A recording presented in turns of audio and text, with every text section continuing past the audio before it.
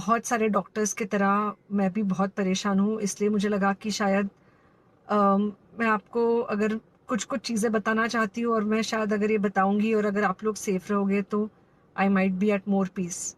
जैसे आपको सबको पता है कि बॉम्बे की हालत तो बहुत ख़राब है और धीरे-धीरे बहुत सारे शहरों की और बहुत सारे स्टेट्स, इवन टाउन्स की हालत ख़राब होते जा रही है। बॉम्बे की हालत तो इतनी ख़राब है कि हमारे हॉस्पिटल्स में आईसीयू बेड्स वेटिंग पे है, पेशेंट्स के लिए बेड्स नहीं है। It's a very very helpless, यानी मुझे इतना हेल्पलेस और लाचार कभी फील नहीं हुआ है। We have to literally manage patients at home with oxygen, and this is not something we are enjoying. So I really want all of you to follow a few things that I really am requesting you to follow. First, आप लोग please safe रहो। अगर आपको लग रहा है कि आपको 1 साल से कोरोना नहीं हुआ है इसलिए आप कोई सुपर हीरो हो या आपकी इम्यूनिटी बहुत अच्छी है और आपको ऐसे कुछ नहीं होगा, तो आप गलत फहमी में हो। हम यंग लोगों को देख रहे हैं। I mean we have a 35-year-old who's on the ventilator and we are not able to help people now. So we do not want, we really don't want any of you to be in that situation. So sorry, I think ये जो emotional breakdown है हम doctors में अब सबको कोई ना कोई समय हो रहा है, because we not been so helpless. Okay, so most importantly please take care of yourself. Right now COVID is everywhere around you. Okay, तो अगर आप घर से बाहर निकलो, may be you're meeting your friends, may B you're meeting your family, it does not matter, you have to be masked. Okay, just because आपको अभी 1 साल से कोरोना नहीं हुआ है या आपको पिछले साल कोरोना होकर जा चुका है, इसका मतलब ये नहीं है कि आपको वापस कोरोना नहीं हो सकता। You can still get Covid.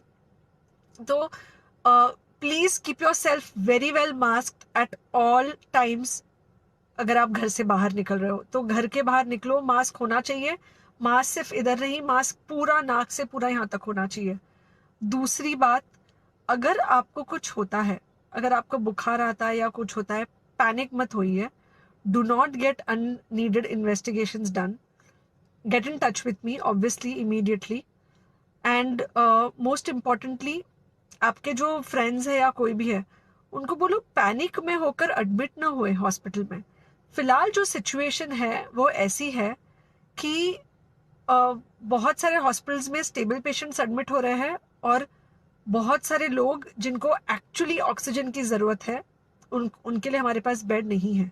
In fact हम लोग घर में लोगों को ऑक्सीजन देके मैनेज करने की कोशिश कर रहे हैं, और ये हमने पहले कभी नहीं किया है कि हम इतने सारे लोगों के लिए बेड्स ढूंढ रहे हैं, इतने सारे लोगों को घर में मैनेज करने की कोशिश कर रहे हैं। So please leave beds for people who actually need it, who have pneumonia, who need oxygen, and who will need to be under very close medical care.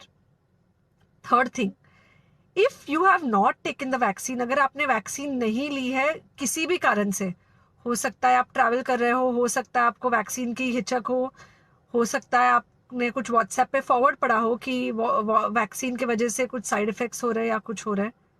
It's untrue. Please take your vaccine. ये हमको definite दिख रहा है कि जो लोगों के 2 vaccine के शॉट्स होकर 2 हफ्ते हो चुके हैं उनमें डेफिनेटली हमको इन्फेक्शन, सीरियस इन्फेक्शंस कम दिख रहे हैं और हॉस्पिटलाइजेशन ना के बराबर है। So the vaccine is definitely helping. Okay, so take care of yourself, do not take COVID-19 lightly.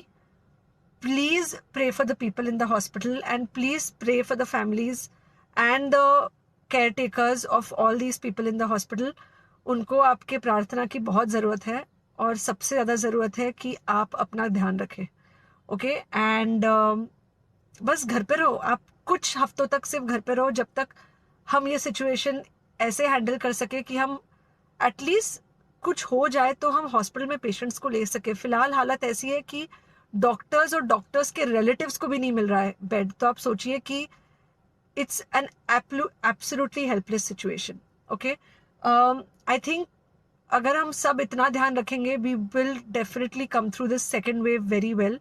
Okay, and then we will have to work on not allowing a third wave. So third wave का हम बाद में सोचेंगे, वो तो नहीं आना चाहिए, पर जो ये सेकेंड वेव है, इससे हमको कोई भी हालत में एकदम सेफली निकलना है.